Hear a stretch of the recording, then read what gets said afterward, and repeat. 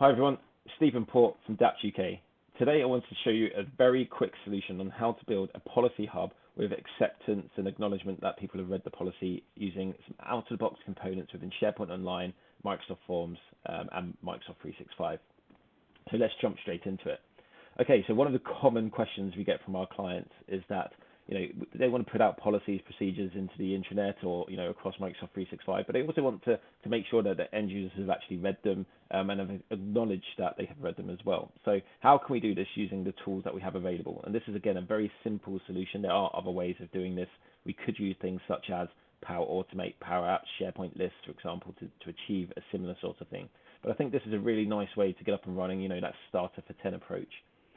Okay, so I've created a very basic communication site here. So this has some slideshow news in here, carousel news. We also have some side-by-side news down here as well. We've also got a countdown timer just to the right-hand side and a side panel. And also we've created a Yammer community, which is for policies and procedures specifically. And this will allow people to ask questions about policies, procedures that they may have, all of those sort of good stuff we want to carry through, to use all of the tools.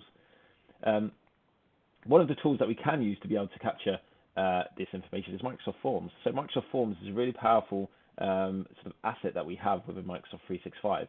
And to do this, I've just created a very basic form. It's just called policy confirmation. And I've added in two fields in here. So one, just asking people to enter the policy code. So again, one of the things we can do here is for every policy we put out, we can assign a unique code with that policy.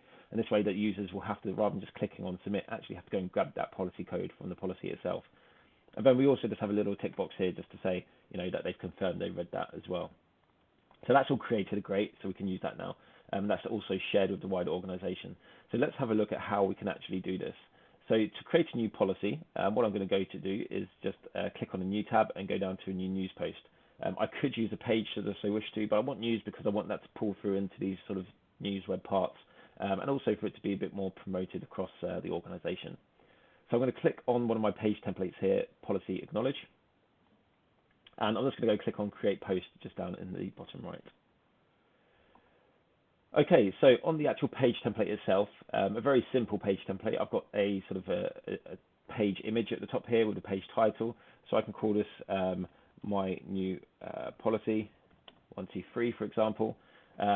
In here, I could do a couple of different things. So I could actually embed a policy, so a document from any source that I should so wish to have.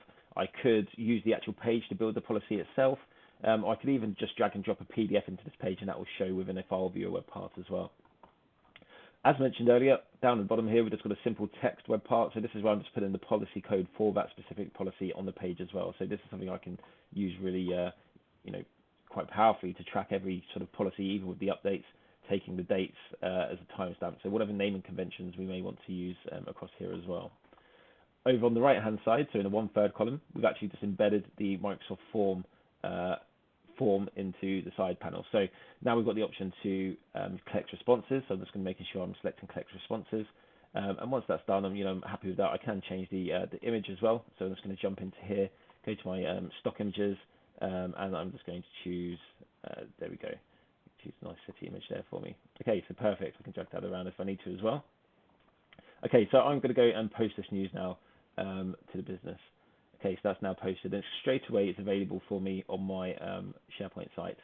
So I can actually, as an end user, come in and click into this policy. I can read through the policy as I would need to, get the information that I want, and then I can just go and highlight that code at the bottom, take it from the page and paste it directly into the form, make sure that I've confirmed. I would like an email receipt to my response as well, and then just click submit. There we are. So I guess got a nice policy confirmation thank you message. That's me done now. So I can now jump back to the home page.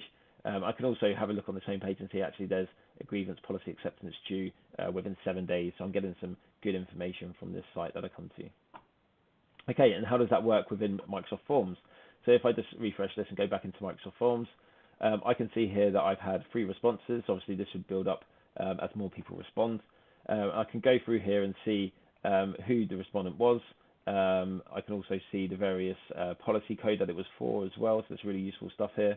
And if I click onto the back there, I can actually export all that information to Microsoft Excel and use analytics. I can build some nice dashboards in Excel or Power BI or whatever solution I should so wish to dive into more detail there as well. So again, that's a very quick demo. I hope you've enjoyed it. Just showing you how to use some of the out-of-the-box components to create a policy acceptance solution within Microsoft 365.